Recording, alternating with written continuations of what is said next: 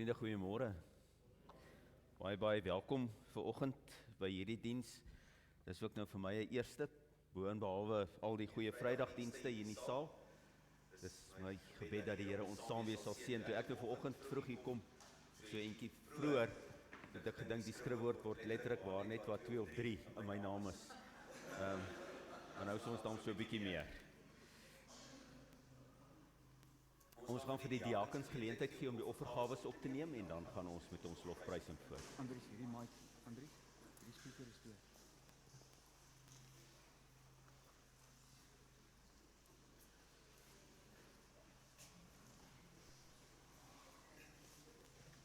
Tot my mic aan.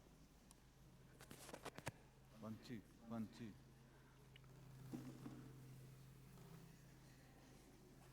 1, 2. Bietjie beter, né?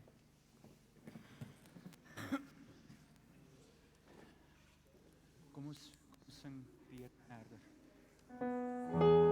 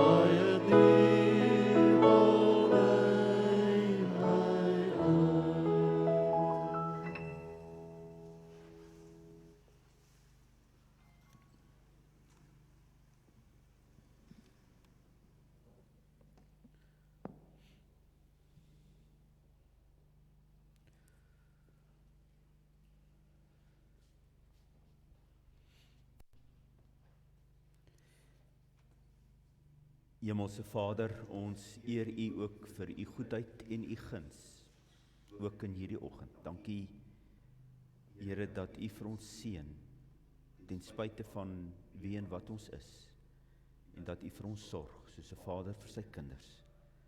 Seën ook hierdie gawes, in Jesus naam. Amen.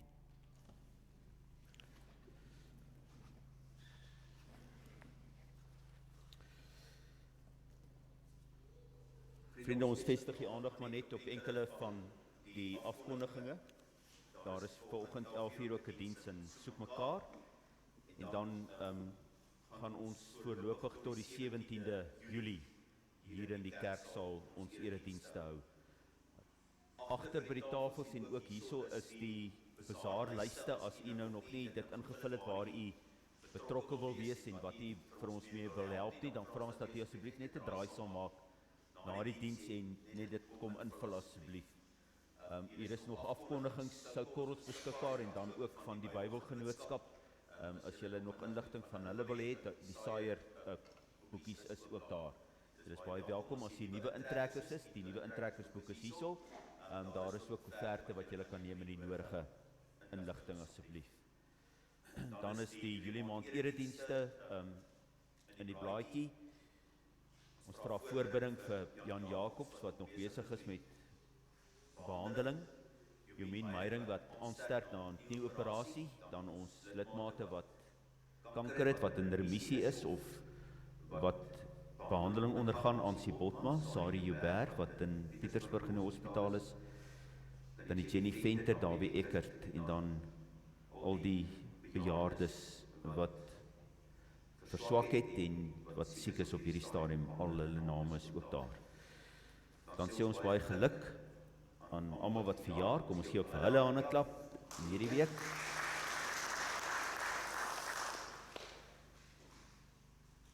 Goed, en dan maar net rondom Bergkeer, inligting die 9de Julie is Bergkeer en Isability, het 'n funksie hier in die saal met Cheryl James, wat as gasspreker gaan optree. Kom ons loof en prys die Here met 3 liedere, terwyl julle so bly sit.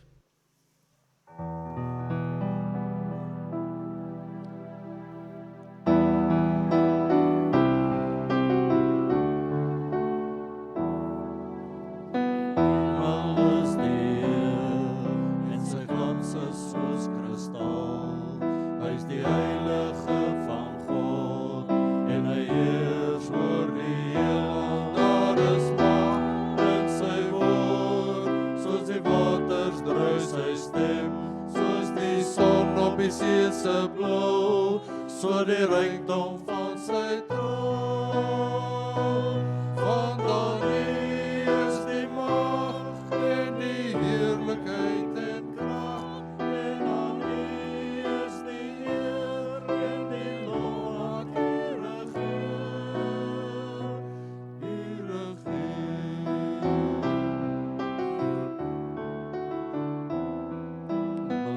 Miljoenen gereedheid is die engele op sy troon, verbuister is sy sieraad en die weelde van sy kroon. Daar is mag in sy woord, soos die waters dry sy stem, soos die son op die see se blou, so die rykdom van sy troon. Want aan U is die mag en die heerlikheid en krag, en aan U is die eer en die lof wat U regeer, U regeer.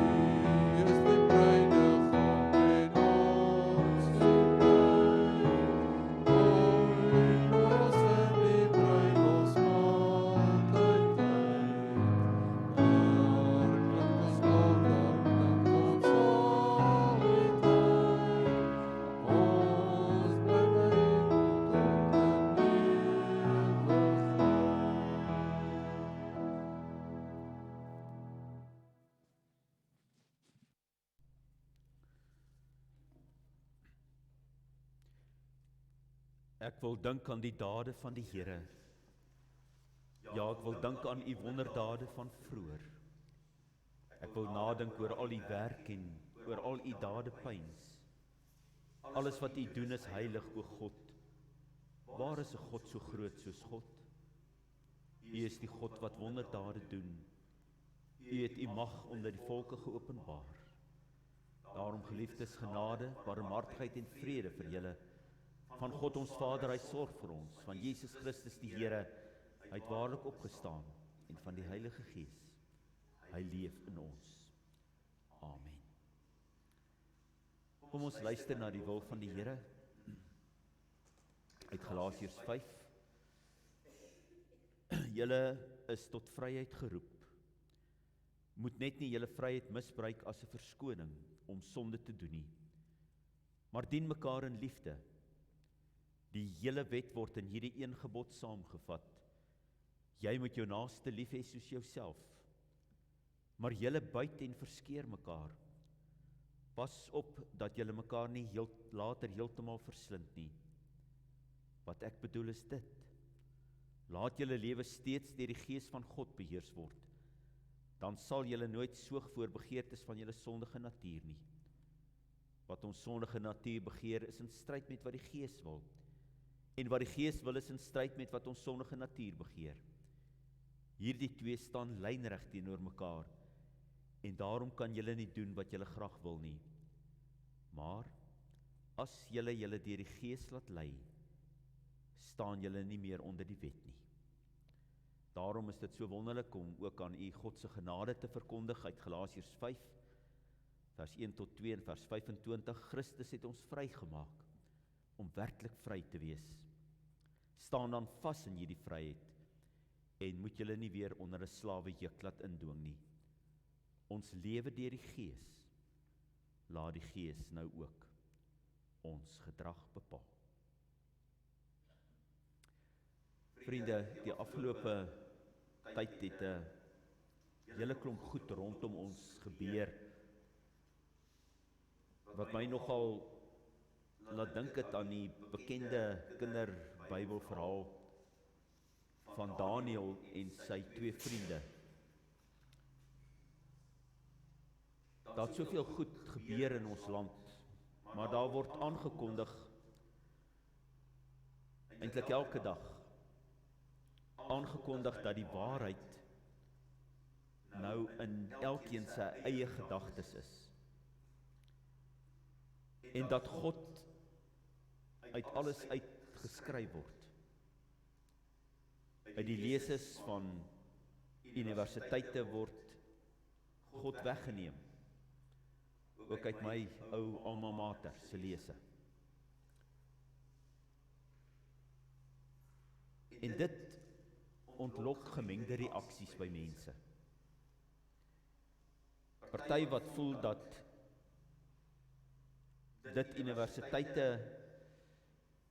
maak dat mense nie ingesluit word nie, maar uitgesluit word. In 2011 is daar baie geskryf oor die destydse president wat nog steeds op die toneel is. Sy uitlatings dat die wat aan die ANC behoort 'n kaartjie hemel toe het. Een van hulle kapelane het daarop gereageer deur te sê dat mense kinderagtig oorreageer as hulle daaroor ontstel. Die hemel is die plek waar God is, en wat die president eintlik bedoel het, is dat as jy aan hierdie party behoort, is jy in God se teenwoordigheid. Deur nie aan hierdie party te behoort nie, loop jy die gevaar dat jy God se teenwoordigheid gaan misloop. Die Suid-Afrikaanse Raad van Kerke, waarvan ons ook deel is, het daarop gereageer soos baie ander wat voel dat dit godslasterlik is. Die VGK Kerk het weer gesê onder hierdie regering is dit hel en nie hemel nie. So dit is natuurlik nie die eerste keer wat dit gebeur nie. In die verlede is gesê dat hierdie party sal regeer tot Jesus Christus weer kom. en vergelykings word getref met Jesus as ons verlosser. Dit is maar sommer net 2 van baie ander voorbeelde. Ek het sommer gewonder wat ons as kinders van die Here se reaksie hierop moet wees. Wat moet ons as mense doen? As mense wilde, ongegronde en onwaar uitlatings oor God maak. Wat behoort ons reaksie te wees? Kom ons lees uit Daniël 3, die eerste 18 verse. Koning Nebukadneser het 'n goue beeld laat maak, 30 meter hoog en 3 meter breed, en dit laat oprig in die Duradal in die provinsie Babel. Toe het hy opdrag gegee dat al sy amptenare, die goewerneurs-generaal, die goewerneurs, die administrateurs, die raadgewers, die tesourie-amptenare, die regters, die landdroste, al die hoofamptenare van die provinsie bymekaar moes kom vir die wyding van die beeld wat die koning laat oprig het. So het al die hoë amptenare, die goewerneurs-generaal, die goewerneurs, die administrateurs, die raadgewers, die tesourie-amptenare, die regters, die landdroste, al die hoofamptenare van die provinsie bymekaar gekom vir die wyding van die beeld wat koning Nebukadneser laat oprig het. En hulle het voor die beeld gaan staan. 'n Aankondiger het hard uitgeroep: alle volke, nasies en taalgroepe, julle word beveel, wanneer julle die geluid hoor van trompet, fluit, siter, lier, harp, 'n ander blaas of musiekinstrument, moet julle buig voor die goue beeld wat koning Nebukadneser laat oprig het, en dit aanbid. Wie nie buig en die beeld aanbid nie, sal onmiddellik in 'n brandende oond gegooi word. Daarom het al die volke, nasies en taalgroepe, sodra hulle die geluid van trompet, fluit, siter, lier, harp of enige ander musiekinstrument hoor, voor die goue beeld wat koning Nebukadneser laat oprig het, gebuig en dit aanbid. Dit was toe dat sekere Galdeërs die Jode gaan verkla het. Hulle het vir koning Nebukadneser gesê: mag die koning baie lank lewe. U het 'n bevel uitgevaardig dat enige iemand wat die geluid hoor van trompet, fluit, siter, lier, harp, 'n ander blaas of musiekinstrument, voor die goue beeld moet buig en dit moet aanbid. Wie nie buig en die beeld aanbid nie, moet in 'n brandende oond gegooi word. Maar, u majesteit, nou is daar Jode, Sadrag, Mesach en Abednego, vir wie u in beheer van die administrasie van die provinsie Babel geplaas het, wat hulle nie steur aan u bevel nie. Hulle dien nie u God nie, hulle aanbid nie die goue beeld wat u laat oprig het nie. Toe het Nebukadneser woedend geword en vir Sadrag, Mesach en Abednego laat kom. Die manne is voor die koning gebring en Nebukadneser het vir hulle gesê: is dit waar, Sadrag, Mesach en Abednego, dat julle my God nie dien nie, die goue beeld wat ek laat oprig het, nie aanbid nie? Nou kyk, dit sal in orde wees as julle bereid is om te buig en die beeld te aanbid sodra julle die geluid hoor van trompet, fluit, siter, lier, harp, 'n ander blaas of musiekinstrument. Maar as julle hom nie aanbid nie, sal julle dadelik in 'n brandende oond gegooi word. En watter God sal julle uit my mag kan red? Sadrag, Mesach en Abednego het koning Nebukadneser geantwoord: ons hoef u nie hierop te antwoord nie. Ons het ons God vir wie ons dien. Hy het die mag om ons te red uit die brandende oond en hy sal ons ook red uit u mag. Selfs as hy dit nie doen nie, moet u weet dat ons u God nie sal dien nie. Die goue beeld wat u laat oprig het, nie sal aanbid nie.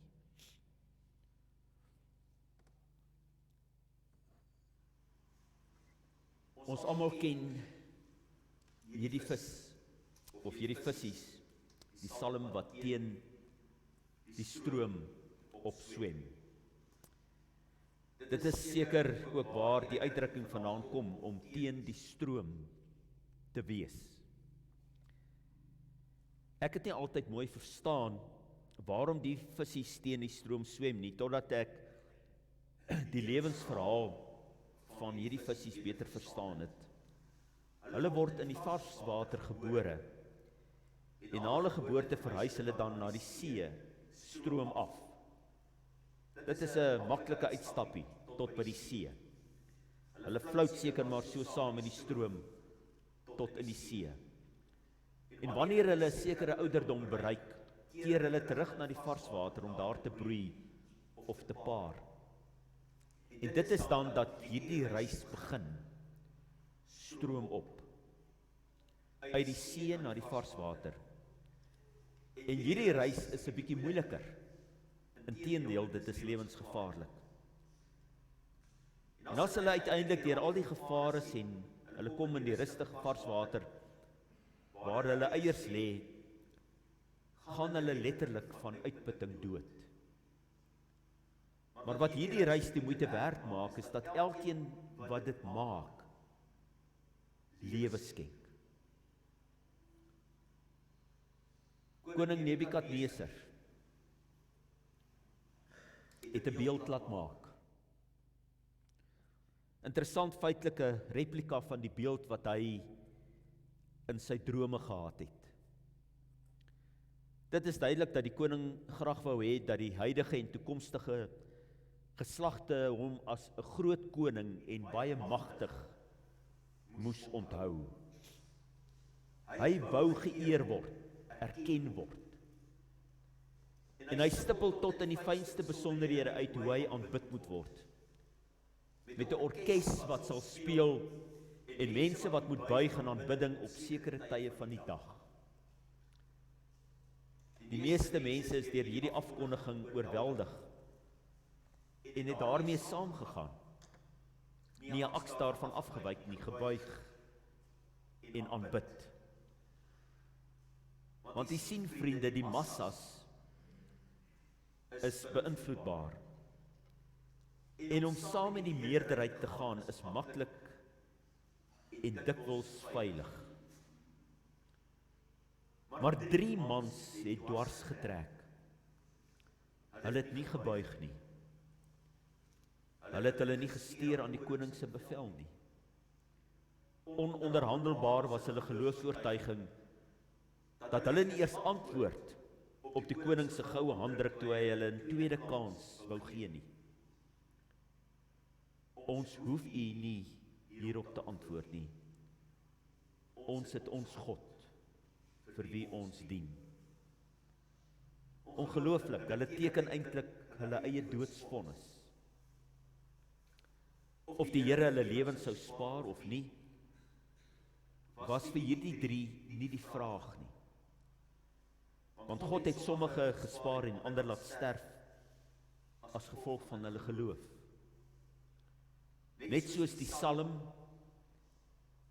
hulle instink volg om te begin swem, so het hierdie 3 se geloofsinstink hulle knieë stram gemaak om voor enigiemand anders as God te buig. En die wonder gebeur dat die 3 vriende bly lewe. God het hulle gespaar. Julle weet mos hoe ryk jou klere as jy langs 'n vuur staan. Ons lees dat nie eers 'n reukie van vuur was aan hulle klere nie. Vriende, dwarstrek is iets wat ons van kleins af uit ons kinders se karakters wil hou. Trouwens, die kinders wat dwarstrek word dikwels etikette omgehang en staan baie vinnig bekend as probleemkinders. Maar miskien kry jy iets soos gelowige dwarstrekkers. Mense soos Daniel en sy 2 pelle. Mense wat eenvoudig hulle voet dwars sit, teen die demokrasie ingaan. Want julle sien, dit is die visse wat teen die stroom swem wat dikwels verandering bring, lewe bring. Dis die enkele visse wat dit teen die stroom gewaag het, wat ideologieë verander het. En daarom wonder ek, watter plek daar in ons geloof moet wees. Vir dwarstrek, standpunt inneem en protes aanteken. Watter plek moet daar wees? En ek wonder of ons bereid sal wees om ten koste van ons status en ons eie belangrikheid dwarstrekkers te wees wanneer dit kom by God en sy woord. Sal ons die risiko neem en alles prysgee? Sal ons alles op die spel plaas? When push comes to shove, terwille van God se eer. Sal ons terwille van die waarheid van God se woord dit waag om teen die stroom te begin swem? Vriende, in hierdie gedeelte is die vergelyking met Jesaja 43 baie opvallend. Moenie bang wees nie. As jy deur vuur en water moet gaan, sal dit jou nie verskroei of wegspoel nie.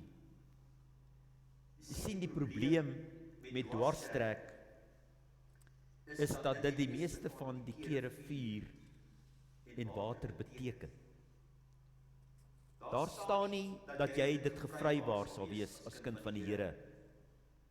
Gevrywaar sal wees van vuur en water nie. Dit staan nie hier nie. Daar staan ook nie dat jy miskien deur vuur en water sal moet gaan nie. Maar as kind van die Here sal jy daardeur gaan. Ek lees hierdie teks baie kere vir mense wat swaar kry om een of ander rede. Het sy persoonlike probleme of siekte. Maar dit kry 'n ander betekenis binne die konteks van Daniël. As 'n vlagdraer vir Jesus in hierdie wêreld, gaan jy met jou vlag deur vuur en water moet loop as jy bereid is om vir die Here Jesus op te staan. Jy moet weet dat jy gaan swaar kry. Jy moet weet dat jy verwerp gaan word, gespot word, as jy agter Jesus aanloop. Want dit is die pad wat hy geloop het. My vraag vanmôre vir julle is, vir hoe lank speel jy miskien al veilig? Flout jy so saam in die stroom, dit terwyl jy weet dat daar is iets moeiliker in jou lewe wat jy moet doen, maar waarvoor jy nog die moed of die oortuiging gehad het nie. Vriende, presies hoe jy jou vlag moet dra, weet ek nie. Die stroompie waarin jy moet swem is dalk anders as die stroom van die persoon langs jou vanmôre. Jou stroompie is nie noodwendig die regering en die koerante en al die leses van universiteite wat verander en die politiek nie. Jy moet dalk vanoggend, soos Daniël kies, teen jou eie gedagtes, teen jou maniere van leef,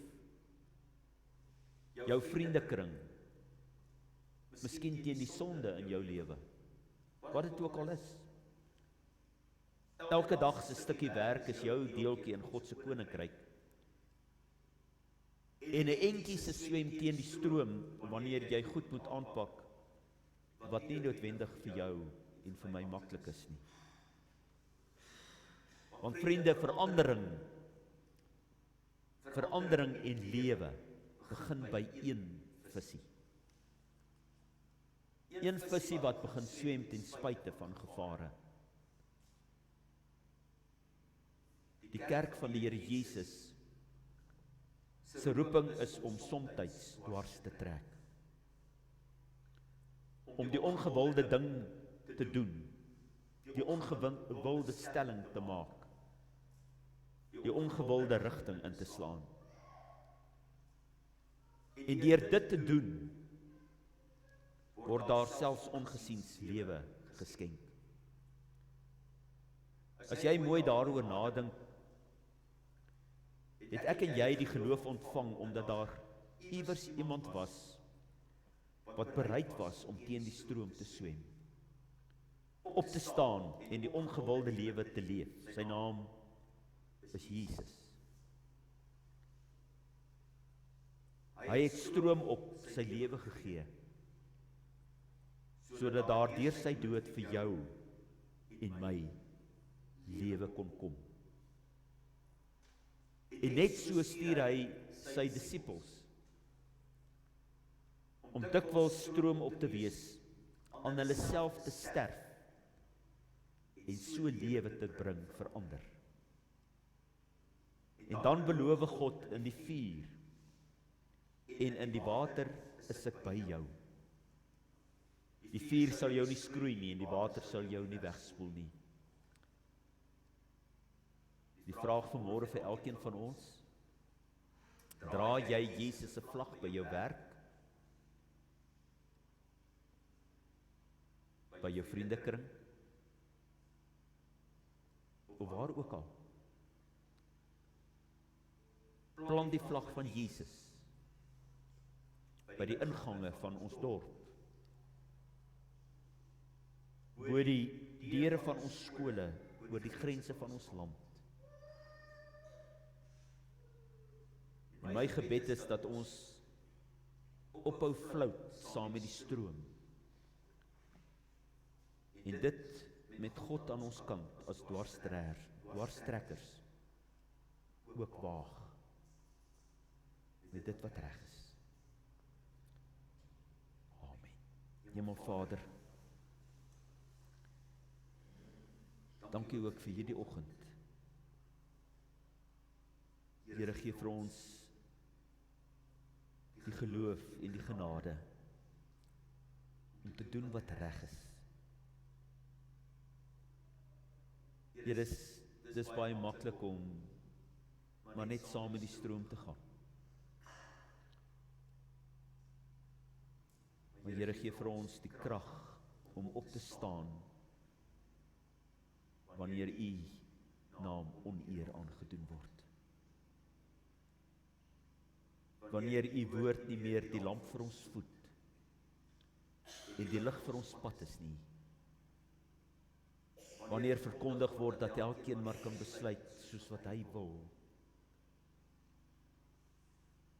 Here, en ons beleef elke dag die chaos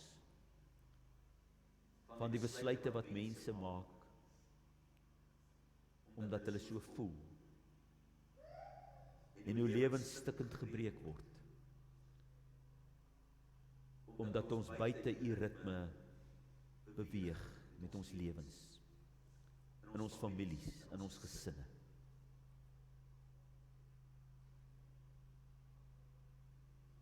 Here, kom bid vir Stad op die Berg gemeente, sy lidmate, dat ons onwrikbaar sal vashou aan U woord, die leiding van U Gees, en dat hierdie gemeente sal staan as 'n baken, ook in hierdie gemeenskap,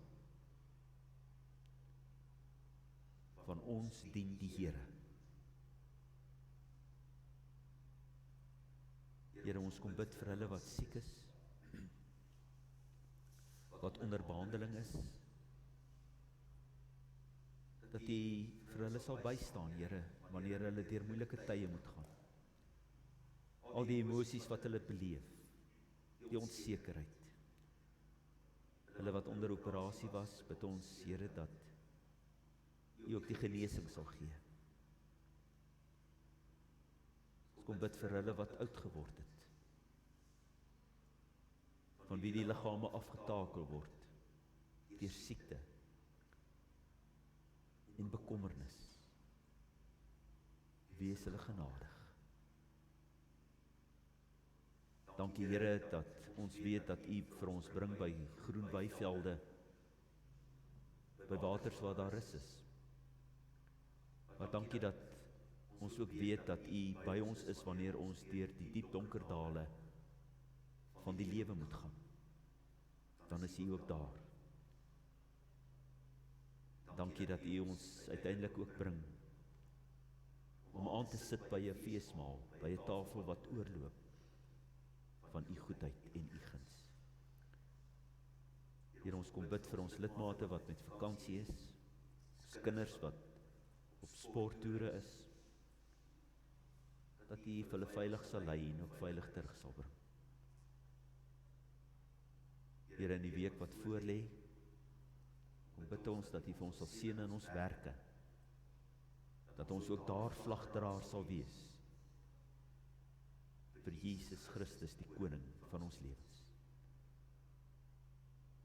In sy naam bid ons dit. Amen. Kom ons staan vir ons slotlied.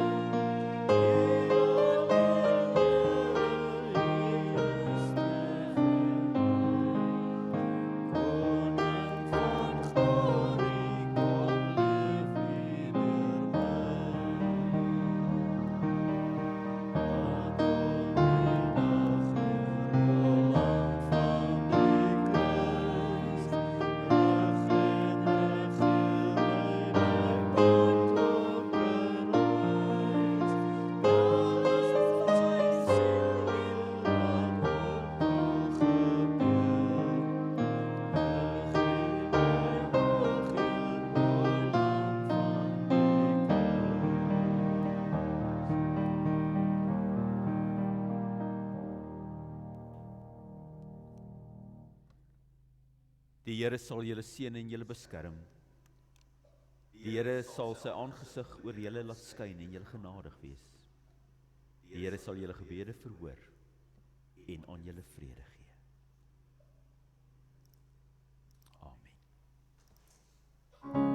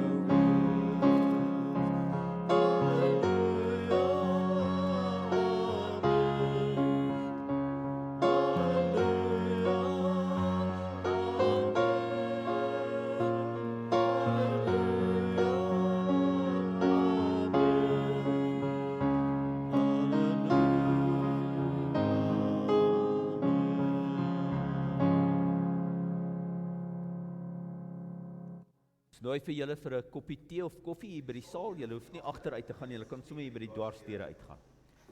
Kom ons gaan